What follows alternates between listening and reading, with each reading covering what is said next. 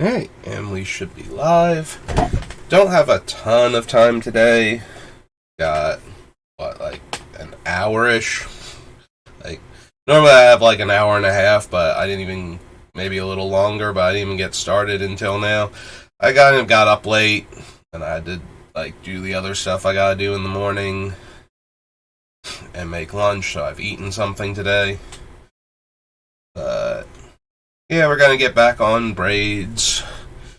Try and do some more work on her. I'm gonna be honest, when we just breeze through the original card selection process, excuse me, I thought we were gonna be done with Braids, super fast. I thought she was gonna take, I thought we'd be done, on this video. And we're nowhere near done, because the actual deck building for Braids has been, really fun and interesting, honestly. I didn't know exactly what I was going to do with her when we were building her, and now that I've figured that out, trying to build an actual stacks deck for Commander without having seen any specific one or, knowing exactly which cards to put in it has been a lot of fun to try and figure out how I'm going to jam all the cool cards I want to and make Braids an actual, threatening force. So yeah, I've actually been having a lot of fun trying to figure out what cards to cut from Braids and how to make her the best deck, the best, stacks deck, lockout deck she can be. And so while it's taking a lot longer than I thought it was, that's not a bad thing. I'm actually enjoying Braids a lot. So just need to figure out what cards we're actually going to cut from her, though. We need to get her down. It looks like we need 90-ish cards, get her down, or not 90. Yeah, 90-ish cards, because she needs to get down to 60 cards, 40 lands for most of my Commander decks do. But we actually need to make a lot more cuts than that, so I can go back and add in other stuff that will now work better with her, now that I know where I'm focusing her efforts. So the cards I most want to add into Braids, I really want to find room for Emrakul Promised End, because that's hilariously awful for an opponent to have to deal with when you have smokestacks with a bunch of counters on it. So that's one of the ones that I really want to figure out a way to get that into the deck. I'm also very seriously considering trying to get Chains of Mephistopheles and Words of Waste into here. To attack the card draw and hands of the opponents, because we're already putting a lot of pressure on their permanents in play with what we're doing. So to make sure that they can't hide from that, try and wait me out if I'm not maintaining the stacks well enough where the smokestack might have to go away for a little bit. Maybe we can get to a point where they still don't have anything. It doesn't matter that I'm going to lose smokestacks because they won't be able to play anything for several turns, and that gives me plenty of time to get it back, or to reset it, or whatever I need to do. So, yeah, I'm very interested in punishing the players for basically trying to play Magic with us. That seems to be, which makes sense, it's a stacks deck, that is the strategy for stacks, is how dare you try to play a game of Magic the Gathering with me. I will show you what for.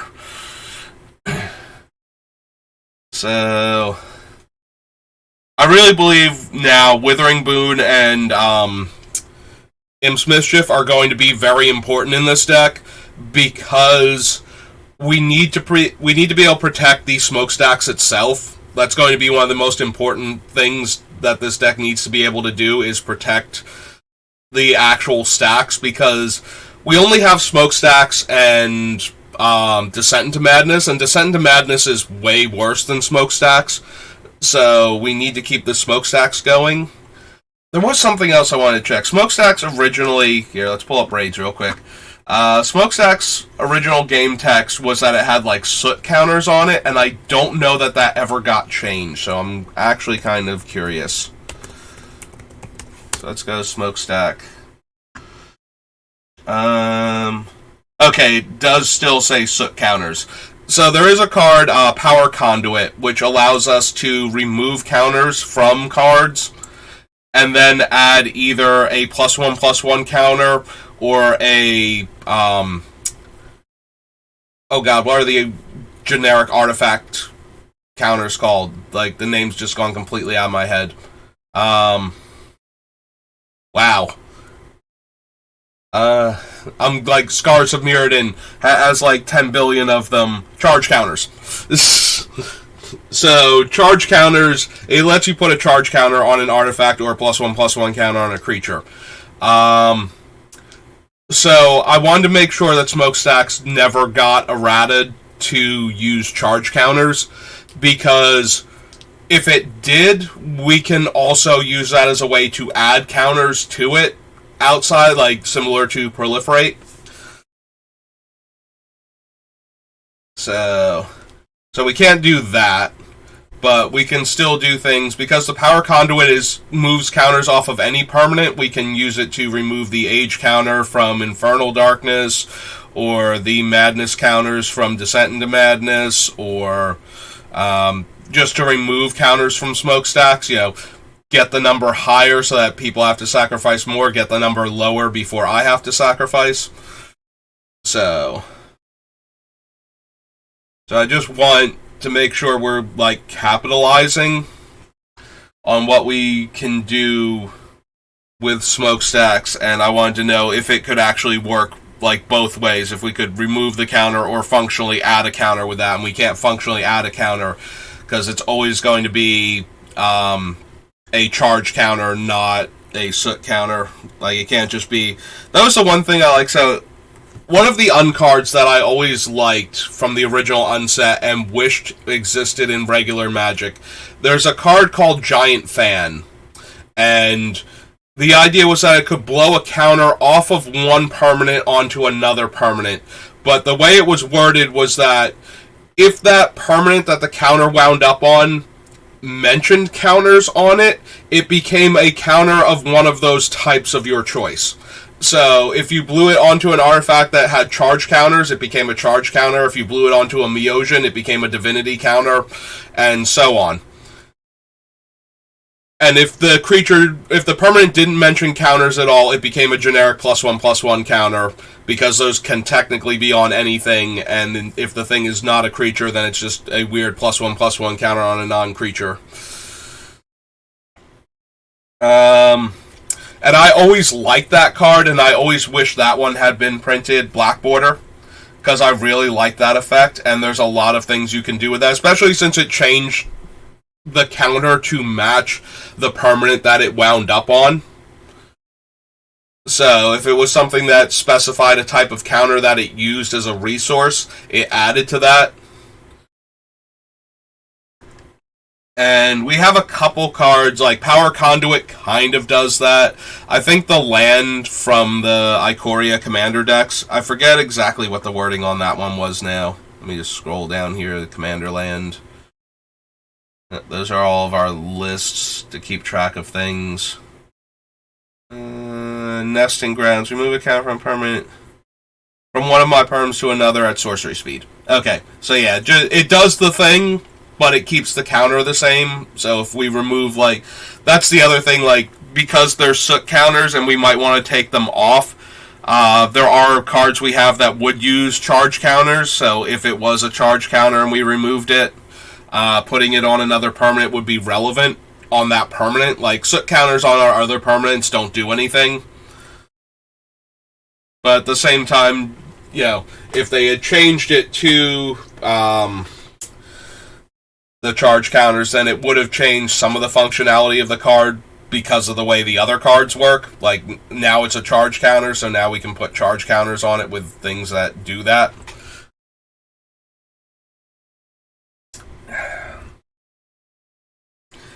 Braids has been actually surprisingly a lot of fun to build. Like, I know I keep scrolling back and forth and like hemming and hawing over cards, but that's actually because I'm having fun trying to figure out like how are we going to build Braids. So yesterday I was talking about how I'm starting to think like No Mercy and the other effects, and I think we're probably okay to take those out. Like, they do have a good, the term is like Rattlesnake, where it's a threatening card that actually has something to back up that threat, but it's only really dangerous when you disturb it. You know, it's minding its own business. As long as you don't come anywhere near it, you don't have to worry about it. So the Rattlesnake cards are like, if you come at me, bad things will happen to you, but if you go after other players and just ignore me, you'll be fine. And No Mercy is like one of the peak cards for that. It's like, you attack me and your thing dies. So, I don't know why you're attacking me. I guess you don't like your things. But we have enough other cards that are taxing players' resources. Like, we need room in the deck. Like, we need to get rid of some stuff in order to make room for just the cards that we already want to put in, let alone other cards I want to add in. So, if we cut No Mercy... we might need to cut... we might wind up cutting Attrition. Like, Attrition starts off really strong in that we can sacrifice one of our creatures to destroy one of our opponent's non-black creatures. And that's usually good enough with all the other stuff we have going. But we also have Grave Pact and Erebus's Intervention. And both of those are kind of in the same vein, because we will always be sacrificing our stuff when our deck is working. Our commander lets us sacrifice our creatures if we need to. All of the other cards, you know, our smokestacks and whatnot, are letting us sacrifice creatures. The Ashnod's Altar, and so we have enough ways to sacrifice our own creatures to begin with. And if we have any of those going, they're just going to sacrifice the thing we're targeting. Like, we pay the cost, and that will put the like Intervention or Grave Pact trigger above the Attrition, so they'll just sacrifice the creature we're targeting anyway, so we're not getting any extra creatures dead, we're just using that as a sack outlet at that point. So we need to have this without having those, and then we're trading one of our creatures for one of our opponent's other creatures, and I think that's actually a bit too weak for what this deck is doing. So I think we're safe to cut that. Yeah, I've been spending, like, you know, the boring hours at work thinking about things that I'm going to do to this deck, because I am genuinely having a lot of fun with this build. Like, this has been I think this has been the most interesting build out of all the decks, and it took me completely by surprise, because I was not prepared for this to be the fun, interesting deck to build. I thought this was going to be a very, like, kind of run-of-the-mill, okay, we're going to pick out all the black cards, and then we're going to streamline it, and then she's done, and woohoo, there's Braids. And that would be fine, but I did not expect this. This has actually been a treat. So, let's see, what else? There are a couple of other cards. I'm thinking Magus of the Coffers might be able to go. I'm actually thinking that a lot of the big mana cards might be able to go. And I'm thinking that...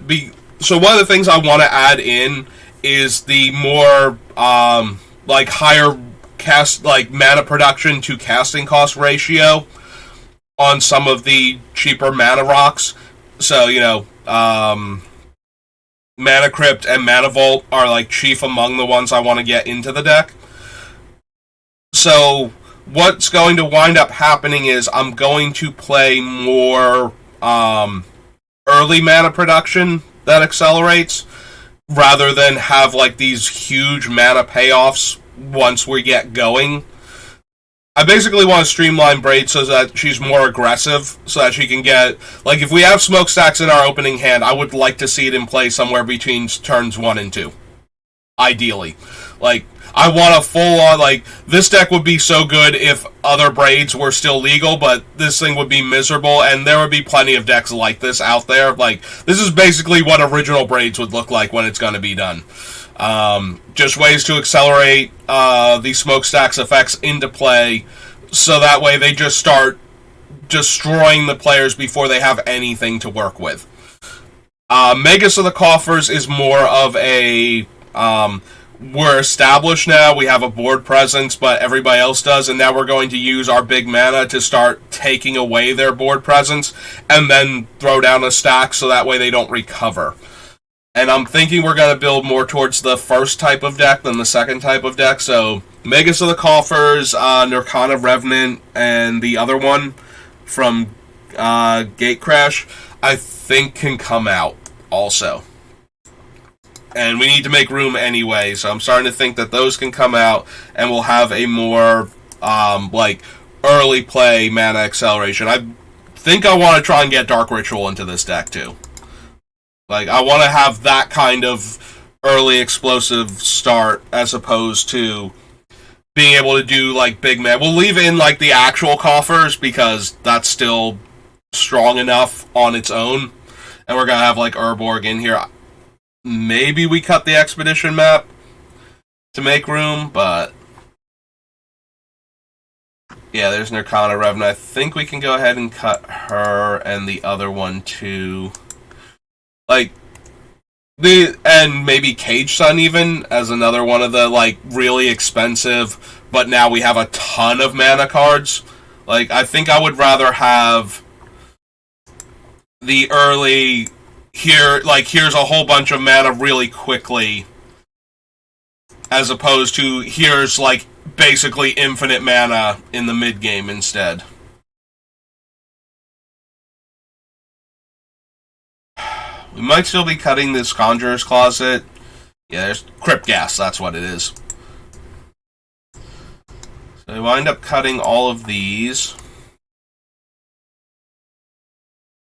which does feel a bit weird, especially the Crypt Gas, because the Crypt Gas at 4 is very easy to get into play early and then double up our mana production. The Crypt Gas is very Mirari's Wake, whereas the other ones are, they are also very Mirari's Wake, but more expensive than the Wake.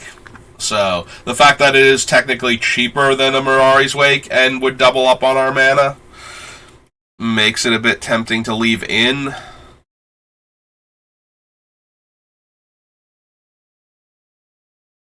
Dictate, Bloodsoaked Champion, Archive, Kalidas, Sifter.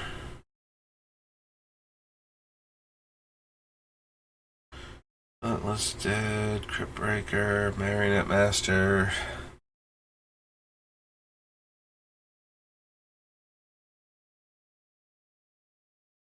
Every time I see Embalmer's Tools, I'm like, it's shaving so much mana off of things like Gutter Bones and Cult Conscript and Bloodsoaked Champion.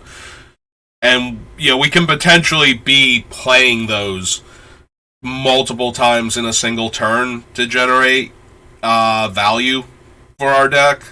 But maybe we don't need to do that as much.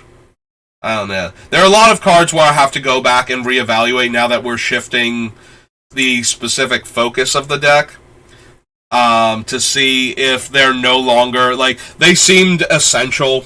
I was talking about this yesterday too. They seemed essential when we were starting the build for the deck because they do the thing that we theoretically really need them to do, but as we cut more and more cards and sub-strategies from the deck, I'm starting to wonder if maybe they're not, maybe they aren't as essential. We have to reevaluate where we are now to see if these cards are still pulling the weight that they were originally.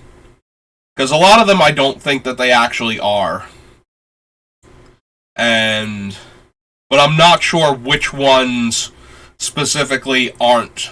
So I feel like I need to go back and go through all of these cards. I love Dread Presence, but I think we're safe to cut him too. We can also probably cut the Witch of the Moors at this point. It's an Abyss some of the time, and it can get back our things some of the time, but I'm seriously considering cutting Sholdred, and Witch of the Moors is just a worse Sholdred for the most part, like original Sholdred. So, yeah, I think the two swords are not good enough. I think we can go ahead and cut them too. That's 9. And Hearth and Home is 10. Alright, so let's cut all of those cards. And then we'll come back down here and look for more stuff we can cut, but I want to knock them off the list now. We got a nice even 10. So clear all that out. Alright, so we want to go back down to Baldur's Gate. Geomancer. Yeah, if I'm looking for ways to get, like, chains into the deck and Words of Waste, I think we can cut the Atlas. Refractor. Refractor I want to keep still. It's a mana rock. It can copy Coffers and Nykthos, but I don't know that Nykthos is going to be as good as I thought it was. You know, if we're losing as many permanents as I'm planning to now, originally we were just going to make lots of tokens, and that was going to be how we didn't lose anything, but I think we're going to have to be willing to lose, like, you know, other permanents in order to keep the opponents off of all of their things for as long as possible. Yeah, I think the Geistcatcher is no longer what we want. Like, the Geistcatcher is good when we're doing a lot of value creatures that we're sacrificing to him, like sacrificing to other stuff, and he just starts accumulating them, and then he leaves the battlefield, and we get all of that stuff back. He's also really good against opponents' wraths. Like, if we have a bunch of tokens in play and they're like, well, I'm going to kill all of your tokens so you don't have them to sacrifice, but this guy's got like 3 creatures underneath him, and any of them are token producers, then we're like right back in it again. But yeah, I think this is not the deck for him either. He is way better in Aristocrats than he is in this type of deck. Yeah, probably Geistcatcher keeps showing up on these deck lists where I'm kind of in an Aristocrats build, and then he keeps getting cut as I move away from Aristocrats. Because if you can get him down with the Aristocrats cards, you sack like all of your other stuff and it goes under him, and then you sack him, and then all of your stuff comes back and you get to go through all of it again. If you don't have an infinite loop to begin with, you probably have way more than enough value at that point to just kill everything. So I think he's okay to cut. To clear my nose out. 1 second.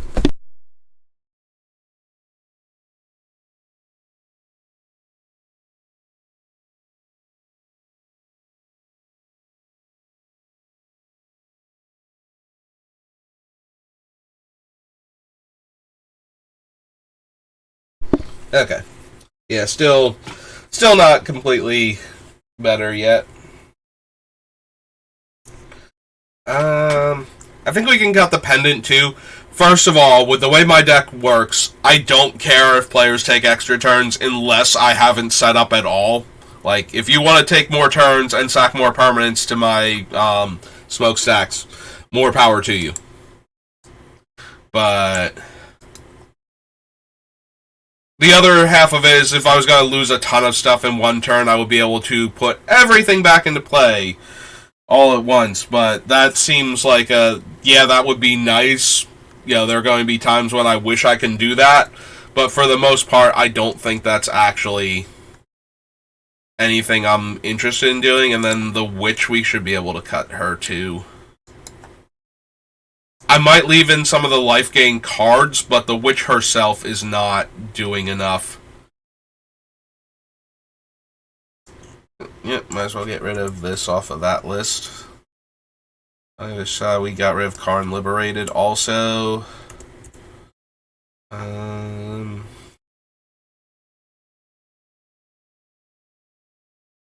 we might need to get rid of a couple more of the removal spells. Like, our whole deck is functionally removal. We do need ways to reach out and kill specific cards, but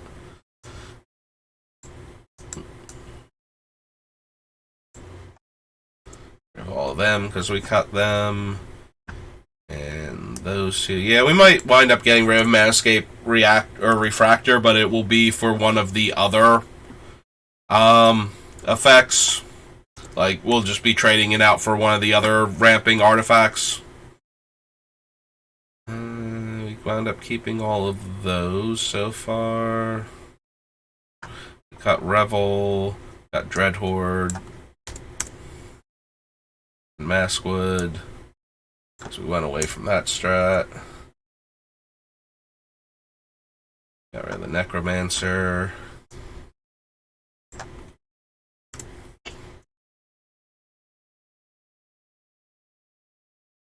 I think we got rid of Barakos too, finally. I could be wrong about that. Let me scroll back up, even though I just deleted her off of this list. Oh no, she's still there. Sorry, Barakos. Okay, so on a quick undo. There you go. Sorry, Barakos. I thought we had cut you.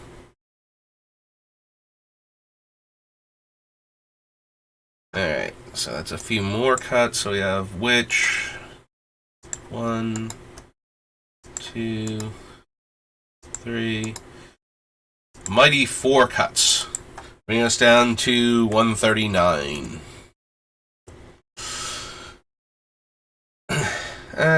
So 79 more cuts, and then we can start figuring out how to add other stuff back in. Gate to Phyrexia. So we're going to be forcing our opponents to sacrifice stuff anyway, and we have Karn to hate out on certain artifacts. So maybe, despite the fact that the gate is a very unique effect, and we are mono black, so this is where we would really want Gate to Phyrexia, because almost any other, like, black X can deal with artifacts by using, like, red easily, white easily, green easily, blue. Blue probably has the next hardest time dealing with opponents' artifacts, aside from just taking them, which, usually is all you need to do. And blue certainly has a couple of cards that can technically deal with artifacts in other ways. So, it's not like blue is completely defenseless, but yeah. Blue...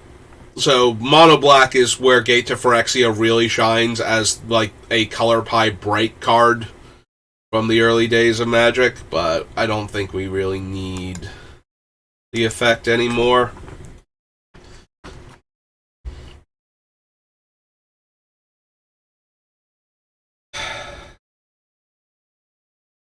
I don't know, maybe Infernal Darkness is too many hoops to jump through. Like, it's 4 mana instead of 3 for Contamination. It's always going to cost us a life, because we do have to pay for it at least once, even if we can move the counters off of it. There's no adding the counter and not paying, and then getting rid of the counter before we have to pay. Like, it all happens at once. We add the counter, choose whether or not we're paying, pay or don't pay, and then it goes to the graveyard if we didn't. Like, that all happens as a single trigger resolution, so we don't get an actual chance to remove the counter once it's going on there. So we would always have to pay at least black and 1 life for it.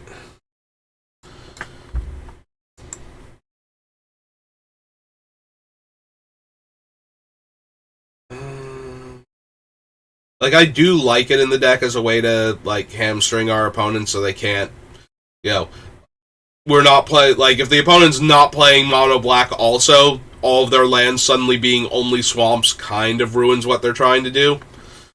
And Infernal Darkness and Contamination both do that very well. I don't know. Infernal Darkness might be one of those last cuts that we make because we just don't have room for it. I would love to have Koskan Falls in here because it's such an obscure card and it does do a thing. Like, it literally stops our opponents. Like, whereas the other cards that we cut, the No Mercy cards, won't let like, our opponents can attack us and then they'll lose those creatures. If that's killing us, and that's the best way to deal with our cards, then yeah, it sucks that they have to lose their creatures for them, but they're going to do it. just to actually, because they were going to lose their creatures anyway to our smokestack, so might as well actually try and defeat us before we, win this game by locking everybody out. Whereas Koskin Falls is just like, do you have mana? Like, you have to cast spells in order to stay ahead of smokestacks, and if you're feeding your lands to it so you can keep your creatures, you can't attack me now. So, yeah, Koskin Falls is doing a lot of work, but it's got two things going against it. The first one is actually that it is also an enchant world, and while Chains of Mephistopheles, I am 99.9% sure is an enchantment, not an enchant world, Nether Void is definitely an enchant world. So, we can't have both of them out at the same time, and if I had to choose, I would rather have Nether Void. That only comes up when both of them get drawn in the same game and one of them is in play. The other thing is that I need a creature for this thing also every turn that I can tap to keep it in play. So we would have to stack the triggers so that way I can tap my guy and then sacrifice him to the other thing and then bring him back, most likely, because that's the type of thing that I would want to do with this. But I do need to actually have a creature in play. If somebody wraths the board and I can't get a creature back, like it's either like sorcery speed or I'm not meeting the requirements for my guy, then this thing goes away. Again, if we have like one of the other things, we can feed this to one of them in order to meet the requirements, since it's going to die anyway. I do really like it in this deck. I feel like it's going to be a cut. I'm talking myself slowly back into letting it stay in. We might not need Desolation either, if we're putting enough pressure on the opponents, but Desolation is just so good when they're already under pressure because it guarantees they're going to lose a land. Like, they can't, like, if they're sacrificing their creatures or, some, like, treasure tokens or blood tokens or whatever to keep from losing their lands and their more important permanents, then having Desolation out means that they're also losing at least one land every time they try and do anything. And if they try and do stuff on their turn and somebody else's turn, that's two lands that a player is losing because of Desolation. It does affect us, though, and we can only get back at most one land per turn. Against, like, a green deck, we do run the risk of, Crucible and the legendary green creature, or not legendary, the mythic green creature that doubles up landfall, and the Ranunap Excavator, and the mythic green guy is a Ranunap Excavator, so, like, being able to play enough lands out of the graveyard that they stay ahead of our thing, and we're losing lands too fast at that point. If we get to that, though, we can always sacrifice the Desolation, if it's not helping us, if it's hurting us more than it's helping us. Yeah, Contamination I definitely want to keep.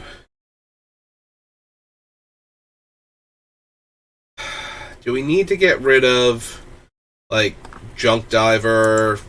I don't want to get rid of, like, too many of them, but I'm starting to wonder if I need, like, all three of them. So we have Junk Diver, we have Mirror Retriever, and Workshop Assistant. And that's 3 deck slots to creatures that get back dead artifacts. And I'm wondering, can we do without some of them? Maybe all of them? Smokestacks is so important to our deck, and I do want ways to get smokestacks back.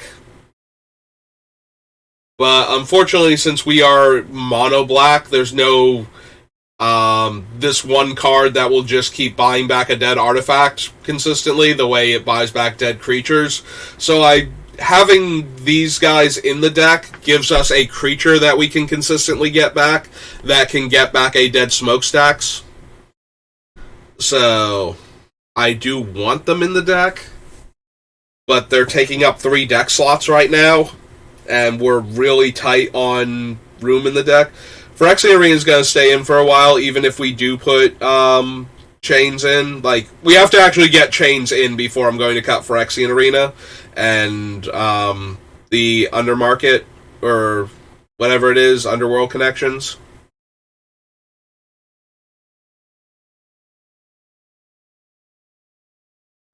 Gilded Lotus, Lightning Greaves. We really might be able to cut Greaves and Boots from this deck. Like, I just need to cut a few more, like, really expensive creatures. Like, if we can cut the original Sheoldred comfortably and some other stuff, then we probably don't need Boots and Greaves. Like, this does not feel like a Boots and Greaves deck, which is very rare for me when I have creatures in the deck, but it's actually our non-creature permanents are the things I most want to keep in play. So our creatures being targetable is not a huge deal to me, and we're also not winning by putting a lot of pressure very quickly on players. So I'm not 100% sure I care if I lost the ability to haste up a creature and attack most of the time. The only real exception is Planeswalkers that I would like to be able to clear off of the board. That's like the biggest thing, and we do have a lot of cards that can reach out and kill a Planeswalker. And by a lot, I mean there's like 2 or 3 that can just straight up do that. You know, our Hero's Downfall, Assassin's Ink, and Murderous Rider. So we do have those 3 effects that can just reach out and stab a walker if we need to clear them. I would prefer being able to drop a creature and give it haste and attack a low loyalty Planeswalker is much more card efficient because we don't spend an actual full card on killing them, but our deck space is so limited, we might need to cut Greaves and Boots at that point.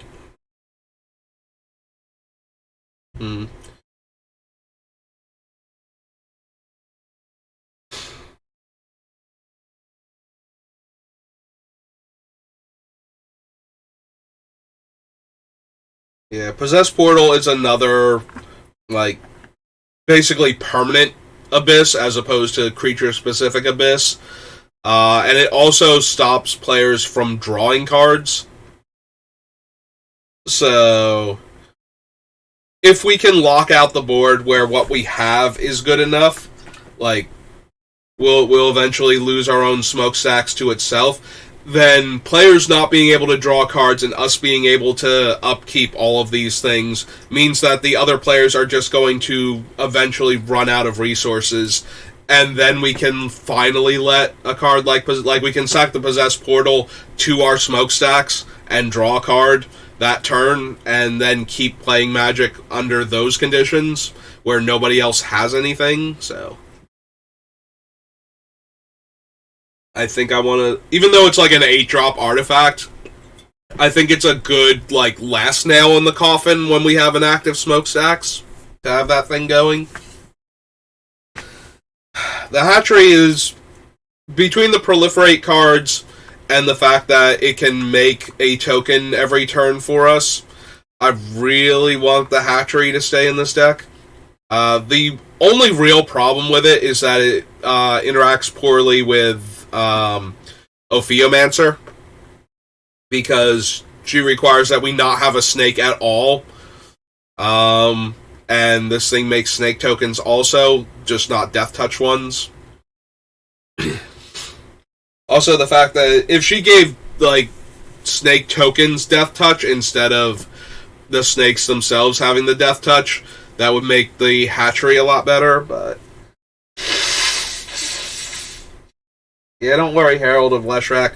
I really, really want to see you stay in this deck. Like, maybe we'll have to cut him because he's a 7-drop, and by the time we can even cast him, we're already...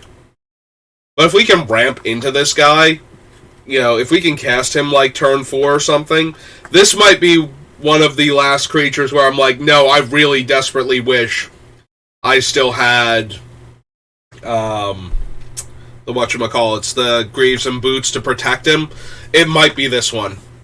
Because this guy's pretty absurd. Also, We can get him to the point if opponents don't have enough lands in play with the cards that we have that remove counters. We can remove his age counters, so that way instead of having to let him go, we can keep stealing the few lands they have until somebody has to just go, no, I'm not playing lands anymore until that thing's dead. And then we find, like, there are no more lands for us to take.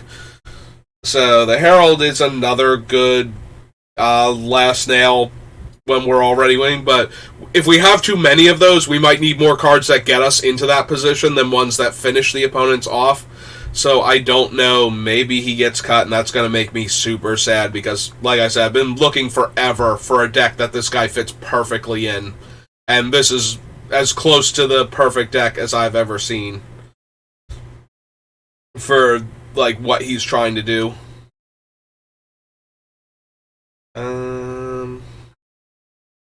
Damnation. Imps Mischief, like I said, Imps Mischief I desperately want to keep. I want to be able to redirect those targeted artifact and enchantment removal spells away from our smokestack's effects. Maybe we don't need the Death Render anymore. Death Render lets us cheat on mana when the thing that it's attached to dies, and then it attaches itself to that creature. So if we had multiple things we wanted to bring out, we could do that by constantly sacrificing the new creature that comes in, getting the trigger from it, and then sacrificing it. I think that might be too cute, though, and the Death Render is also a very Aristocrats card. So maybe we can go ahead and cut that one then. Ringjack Pasture. Do we still have Razaketh in the deck? Maybe Razaketh can go too. Like, by the time again, Aristocrats card. Like, wins the game on the spot, because the Aristocrats decks, he's a sack outlet that tutors up all of your other win cons and combo pieces that go infinite. So, if we had kept in, like, the Rotlung combo, and we had out Conspiracy or the Maskwood Nexus, and we cast him, we can then sack a creature and go get Rotlung, and probably cast him in the same turn if we're sacrificing creatures to, like Ashnod's Altar and whatnot also. So Razaketh can very easily, like, win you the game the turn that you cast him, despite him being like a 9-drop in an Aristocrats deck. But since we're not that anymore, we probably don't need him by the time we're casting him, if we can cast him at all, because he is a 9-drop, and we will be taxing our own resources to a degree. I love Shieldred way more for the reanimation effect than for the making the opponent... Like, the Abyss on the opponent is gravy. It's the buying back our token makers for free once she's in play that really sells her. Oh, we didn't cut Karn Liberated. I could have sworn I cut Karn Liberated. Yeah, I think he's a bit too expensive. We have enough other cards that are doing similar effects to him. I think he managed to just barely stay in because of the ability to attack the opponent's hands, but we got other cards that are doing that now, or other cards I want to add in later that would do that better. So yeah, let's go ahead and cut Karn Liberated.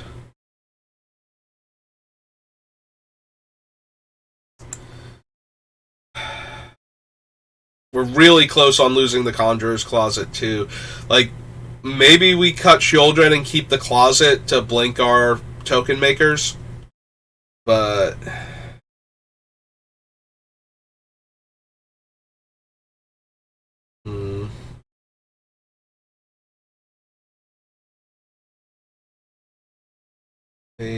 yeah, I'm thinking Grey Merchant, like Gary, might also be on the chopping block really, really soon.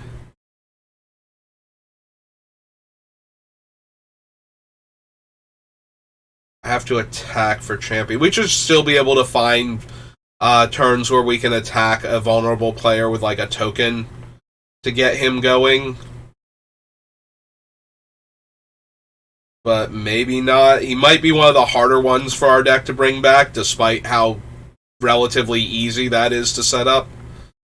Although the other one requires them actually losing life, right? Like one of them he's Raid, the other one is Spectacle.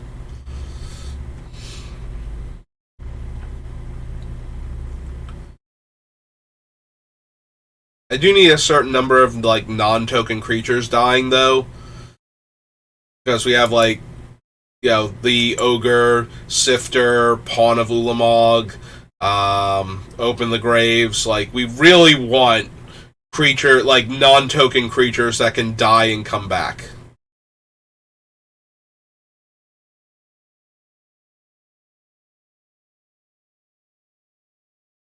Mm.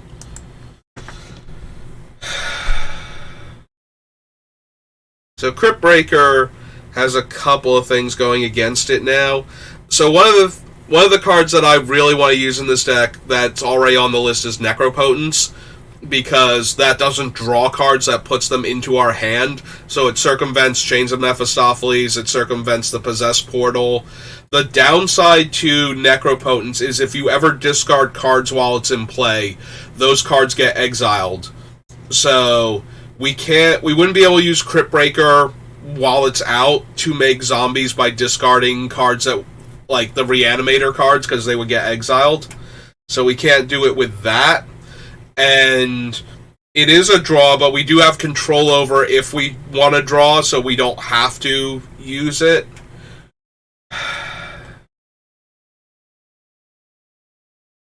It also might be one of the weaker cards in our deck now. I'm starting to think it might just be one of the weaker cards in our deck, and we can just cut it.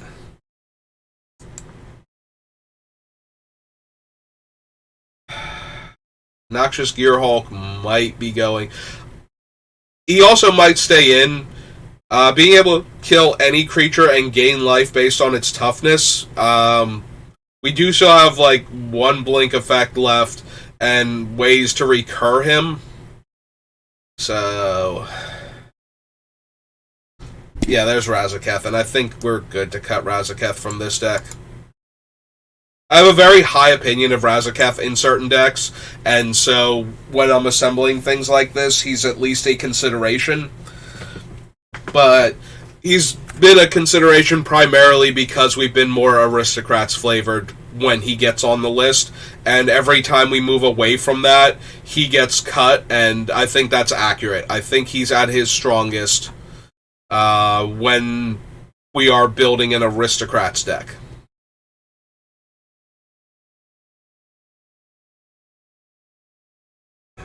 Great Creator, definitely. God Pharaoh's statue has actually gone way up now that I want to add in the cheaper ramp cards, because slamming a God Pharaoh statue on like turn 2 or 3 and making all of our opponent's spells cost 2 more really crimps their mana. Like, they, unlike something where it's like the Tithe and the Archaic and whatnot, they literally can't cast them. It's the same problem that Koskin Falls gives them, where it's not a they may pay 2, if they don't, something else bad happens to them. It's that they literally can't unless they pay the extra mana. So I kind of really like keeping the statue in here now. Whereas that one was super questionable when we first added it to the list. I think it actually is doing a lot of work in this version of the deck now that we've shifted gears. Skyclave Shade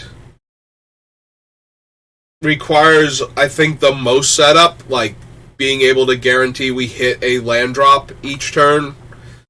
Now, we have stuff that will guarantee we hit land drops, like we have the Drown Yard that we can cast, that we can pay 3 mana and put into play from the graveyard, which would trigger landfall, so for 5 mana we would get back both permanents at that point. So that is not unreasonable, but I think he might actually be the weakest out of all of the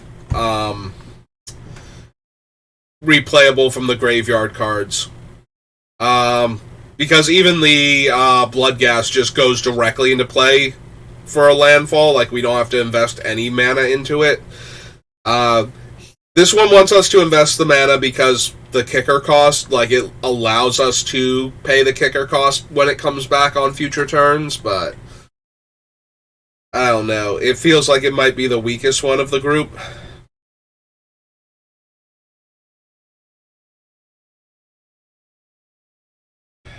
We also might be losing Headless Rider.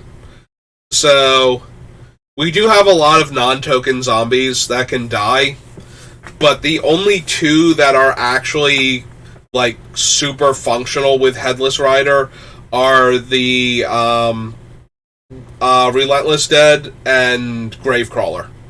Like, those are the only two zombies that are non-token cards that we can consistently get back in this deck. And because of that, we're not getting this value often enough, I don't think. Like, the other cards are all non-token creatures, it doesn't care, so, like, all of our skeletons can die. That's the thing, we have, like, 4 or 5 skeletons, actually, that can keep coming back also. So, it really hurts the Headless Rider that he's non-token zombie, like, both. If you were just non-token creature dies, we got a zombie token, I wouldn't even be considering cutting him, for the same reason that a lot of our other cards have non-token creature dies, we get a permanent, we get a token permanent, but yeah, I think Headless Rider might have to go. I think he's, like, one of the weaker ones for that type of effect, and we need room, and we have a bunch of other effects like that, and I want to keep those effects more than I want him. Alright, so the Vivisector gives us a lot of scries, but now that we're not as much of an Aristocrats build, I think this one's also not great in our deck anymore. Not as great as it was, so I think we're safe to cut it. Just fix the typo there. All these typos bother me, but I'm trying to focus on, like, actual deck building right now, rather than fixing them, but I keep seeing them and they keep annoying me, and every once in a while I gotta, like, reach out and correct the thing.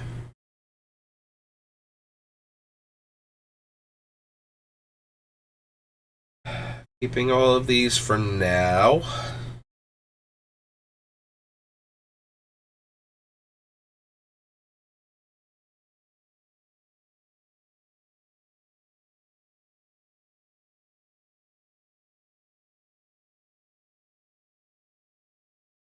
Yeah, still all of these.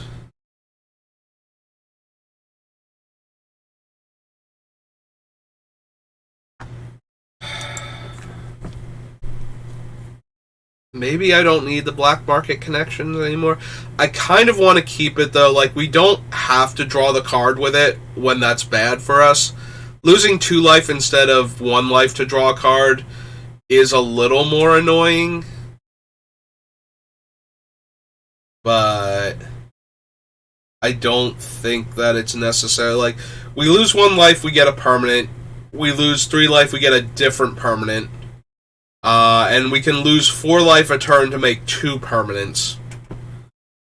It is chunking through our life fairly quickly, and it's not optional, although we can sacrifice it to our other things if the token, like, if making the tokens with it is not what's helping us win, then we can lose it.